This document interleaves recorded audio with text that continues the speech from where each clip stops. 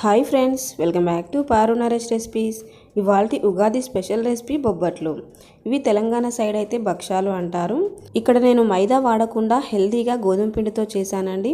చాలా బాగుంటాయి. ఈవెన్ కొత్తగా చేసేవారైనా ఈజీగా చేసేస్తారు. సో మరి సింపుల్ అండ్ టేస్ట్గా ఈ గోధుమ పిండి భక్షాలను ఎలా చేయాలో ఇప్పుడు చూద్దాం. దీనికోసం ముందుగా 1 కప్పు శనగపప్పు తీసుకోవాలి. ఇది గ్రామ్ వైజ్ చెప్పాలంటే ఒక 120 గ్రామ్స్ వరకు ఉంటుంది. ఇప్పుడు ఈ పప్పుని ఒక గిన్నెలోకి తీసుకొని వాటర్ వేసి శుభ్రంగా ఒక 2 సార్లు కడగండి. ఇలా కడగడం వలన పప్పు పైన ఉండే ఏమైనా దుమ్ము ధూళి ఉంటే వెళ్ళిపోతుంది. సో ఇలా ఒక 2 సార్లు కడిగాక ఇప్పుడు ఈ పప్పు పైన నిండుగా వాటర్ పోసి ఈ గిన్నె పైన మూత పెట్టి ఒక 2 గంటల పాటు నానబెట్టండి. 2 గంటలు నానితే సరిపోతుంది, ఎక్కువగా నానబెట్టాల్సిన అవసరం లేదు. చూడండి, నేను ఇక్కడ ఒక 2 గంటల తర్వాత తీసి చూపిస్తున్నాను. పప్పు చక్కగా నానిపోయింది. ఈ విధంగా నానితే సరిపోతుంది. సో ఇప్పుడు ఇలా నానిన ఈ పప్పుని ఉడికించుకుందాం. ఉడికించడానికి కుక్కర్ తీసుకొని కుక్కర్లోకి యాడ్ చేసుకుందాం. ఈ వాటర్తో సహా మొత్తం యాడ్ చేయండి. ఈ పప్పు మునిగేంత వరకు ఇంకొంచెం వాటర్ యాడ్ చేసి ఇందులోకి 1 టీ స్పూన్ నెయ్యి, ఒక 1/2 టీ స్పూన్ వరకు సాల్ట్ యాడ్ చేయండి. ఇలా యాడ్ చేశాక కుక్కర్ మూత పెట్టి స్టవ్ ఆన్ చేసి స్టవ్ పైన పెట్టి ఉడికించుకుందాం. అయితే ఈ పప్పుని హై ఫ్లేమ్లో 3 విజిల్స్ వరకు ఉడికిస్తే సరిపోతుంది. ఈ పప్పు ఉడికేలోగా మరో పక్కన గిన్నెలోకి 2 కప్పుల గోధుమ పిండి తీసుకోవాలి. 1 కప్పు పప్పుకి 2 కప్పుల పిండి అయితే కరెక్ట్గా సరిపోతుంది. దీంట్లోకి చిటికెడంత సాల్ట్, మరో చిటికెడంత పసుపు. పసుపు అనేది కంప్లీట్లీ ఆప్షనల్ అండి, మీ ఇష్టం ఉంటే వేసుకోవచ్చు, లేకపోతే లేదు. కొంచెం లైట్గా కలర్ వస్తుందని యాడ్ చేశాను.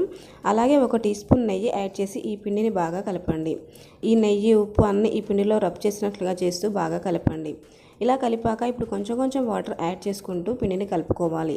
అంటే మనం చపాతీ పిండికి ఎలా అయితే కలుపుకుంటామో అదే విధంగా కలుపుకోవాలి. చూడండి, ఇలా ముద్ద ఫామ్లో వచ్చే వరకు ఇలా కలుపుకోవాలి. ఇలా కలిపిన ఈ పిండిని మూత పెట్టేసి పక్కన పెట్టేసుకుందాం. ఈలోగా పప్పు ఉడికిందో లేదో చూద్దాం. చూడండి, ఒక 3 విజిల్స్ తర్వాత మూత తీసి చూస్తే పప్పు చక్కగా ఉడికింది. అయితే పప్పు అనేది ఎక్కడా పలుకు లేకుండా ఇలా మెత్తగా ఉడకాలన్నమాట. ఒకవేళ మీకు మెత్తగా ఉడికి లేకపోతే మరో విజిల్ పెట్టైనా ఇలా మెత్తగా ఉడికించండి. ఇలా ఉడికిన ఈ పప్పుని ఇప్పుడు ఇందులో వాటర్ ఉన్నాయి కదా, కొంచెం ఈ వాటర్ని ఫిల్టర్ చేసి తీసుకుందాం.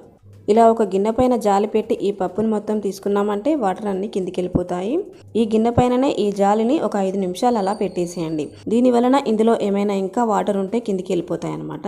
ఇప్పుడు ఇలా వడగట్టగా వచ్చిన ఈ వాటర్ ఉన్నాయి కదా, ఇవి పడేయకుండా మనం పప్పుచారు చేసినప్పుడు కానీ లేదా టమాటా చారు చేసినప్పుడు కానీ యూజ్ చేసుకోవచ్చు. టేస్ట్ బాగుంటుంది.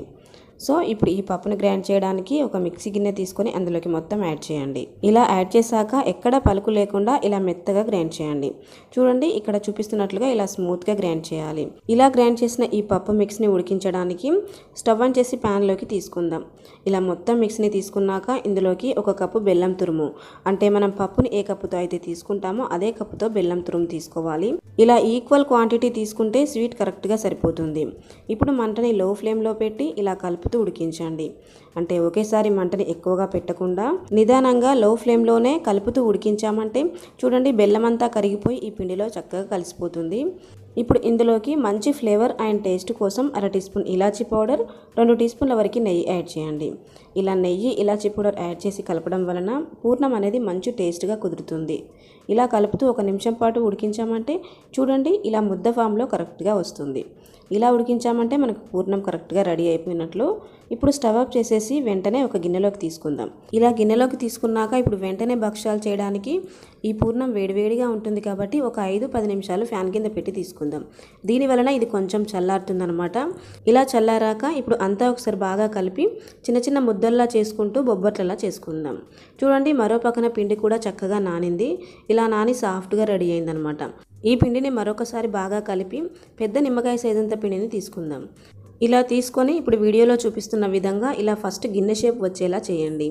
ఇలా చేశాక మనం రెడీ చేసి పెట్టుకున్న పూర్ణం ఉంది కదా, అది కూడా సేమ్ మనం పిండిని ఎంతైతే తీసుకుంటామో అంతే పూర్ణం ముద్దను కూడా తీసుకోవాలి. సేమ్ క్వాంటిటీ తీసుకుంటే మనకి పూర్ణం అనేది కరెక్ట్గా సరిపోతుంది. ఇలా ఈ పూర్ణం ముద్దను పెట్టాక ఇలా స్లోగా ప్రెస్ చేసినట్లుగా చేస్తూ వీడియోలో చూపిస్తున్న విధంగా ఇలా స్లోగా పైకి పిండి మొత్తం ఇలా తాల్చినట్టుగా చేయండి. ఇలా చేసి చూడండి, పైన మొత్తం క్లోజ్ చేశాక ఎక్స్ట్రా పిండిని తీసేసి మళ్ళీ రౌండ్గా చేయండి. ఇలా చేయడం వలన పూర్ణం అనేది బయటికి రాకుండా బొబ్బట్టు అనేది కరెక్ట్గా వస్తుంది. ఇలా చేశాక ఇప్పుడు పొడిపిండిలో డిప్ చేసుకుంటూ రోల్ చేసుకుందాం. అంటే మరీ చపాతీలాగా పలచగా కాకుండా కొంచెం స్లోగా రోల్ చేయండి. అంటే లోపల పూర్ణం ఉంటుంది కాబట్టి కొంచెం స్లోగానే తాల్చండి. ఇలా తాలుస్తుంటే క్రాక్స్ లాగా ఏమైనా వచ్చినట్లు అనిపిస్తే ఇలా క్లోజ్ చేసుకుంటూ తాల్చాలి. ఇది మరీ మందం కాకుండా కొంచెం పలచగానే తాల్చండి. చూడండి, ఇక్కడ వీడియోలో చూపిస్తున్న విధంగా ఇలా ఈ మందం ఉంటే సరిపోతుంది. ఇప్పుడు సేమ్ ఇదే విధంగా ఇంకొకటి చేద్దాం. మళ్ళీ పెద్ద నిమ్మకాయ సైజ్ అంత పిండిని తీసుకొని ఫస్ట్ గిన్నె షేప్లో చేయాలి. ఇలా చేశాక మనం పిండిని ఎంతైతే తీసుకుంటామో అంతే క్వాంటిటీతో పూర్ణ ముద్దను తీసుకొని ఇలా స్లోగా ప్రెస్ చేసినట్లుగా చేసి రౌండ్గా చేసి పిండిని మొత్తం క్లోజ్ చేయాలి. ఇలా క్లోజ్ చేయగా ఎక్స్ట్రా పిండి ఏమైనా మిగిలినట్లయితే తీసేసుకొని కొంచెం రౌండ్ షేప్ వచ్చేలా ఇలా కొంచెం ప్రెస్ చేసినట్లుగా చేస్తూ ఇలా వీడియోలో చూపిస్తున్న విధంగా ఇలా కొంచెం ప్రెస్ చేయండి. ఇలా ప్రెస్ చేశాక ఇప్పుడు పొడిపిండిలో డిప్ చేసుకుంటూ రోల్ చేసుకోవాలి. మరీ ఫాస్ట్గా కాకుండా కొంచెం స్లోగానే ఇలా రోల్ చేశాక ఇప్పుడు వీటిని కాల్చడానికి స్టవ్ ఆన్ చేసి పెంక తీసుకొని పెంక బాగా వేడయ్యాక యాడ్ చేసుకోవాలి. ఇలా యాడ్ చేశాక ఈ బొబ్బట్టు పైన కొంచెం బబుల్స్ లాగా వస్తాయి. అప్పుడు మరో పక్కకి టర్న్ చేయాలి. ఇలా మరో పక్కకి టర్న్ చేశాక ఇప్పుడు ఆయిల్ కానీ నెయ్యి కానీ యాడ్ చేసుకొని కాల్చాలి. నేను ఇక్కడ నెయ్యి తీసుకున్నాను. 1 టీ స్పూన్ నెయ్యి యాడ్ చేసి బాగా స్ప్రెడ్ చేయండి. ఇలా నెయ్యి అప్లై చేసి కాల్చితే బొబ్బట్లు అనేది మంచి టేస్ట్గా వస్తాయి. ఇలా రెండో పక్కన కూడా నెయ్యి యాడ్ చేసి కాల్చాలి. ఇలా మీడియం టు హై ఫ్లేమ్ మధ్యలో ఈ బొబ్బట్లను కాల్చామంటే కరెక్ట్గా వస్తాయి. ఇలా బొబ్బట్టును అటు ఇటు తిప్పుకుంటూ రెండు వైపులా ఈవెన్గా కాలే వరకు కాల్చి తీసుకోవాలి. ఇలా కాలిన ఈ బొబ్బట్టుని ఒక ప్లేట్లోకి తీసుకుందాం. ఇదే విధంగా రెండో బొబ్బట్టును కూడా యాడ్ చేసి రెండు వైపులా నెయ్యి యాడ్ చేస్తూ ఈవెన్గా కాలే వరకు కాల్చి ప్లేట్లోకి తీసుకోవడమే. ఇదే విధంగా మిగతా బొబ్బట్లను మొత్తం ఇదే ప్రాసెస్లో కాల్చి తీసుకోవాలి. చూడండి, నేను ఇక్కడ అన్నీ చేశాక చూపిస్తున్నాను ఎంత పర్ఫెక్ట్గా వచ్చాయో. గోధుమ పిండితో చేసినప్పటికీ కూడా చూడండి ఎంత మెత్తగా సాఫ్ట్గా వచ్చాయో. ఇవి టేస్ట్ కూడా చాలా చాలా బాగున్నాయి. మైదా పిండితో అయితే కొంచెం ప్రాక్టీస్ ఉండాలి, కానీ ఇలా గోధుమ పిండితో అయితే ఈవెన్ కొత్తగా చేసేవారు కూడా ఈజీగా చేసుకోవచ్చు. ఈ ఉగాది స్పెషల్గా మీరు ఒకసారి ఇలా గోధుమ పిండి బొబ్బట్లను ట్రై చేయండి. ట్రై చేశాక మీకు టేస్ట్ ఎలా వచ్చింది, ఎలా కుదిరాయి అనే ఫీడ్బ్యాక్ని కామెంట్లో షేర్ చేయండి. ఇలాంటి సింపుల్ అండ్ టేస్టీ రెసిపీస్ కొరకు నా ఛానల్ని సబ్స్క్రైబ్ చేసుకొని పక్కనే ఉన్న బెల్ ఐకాన్ని యాక్టివేట్ చేయండి. Thanks for watching.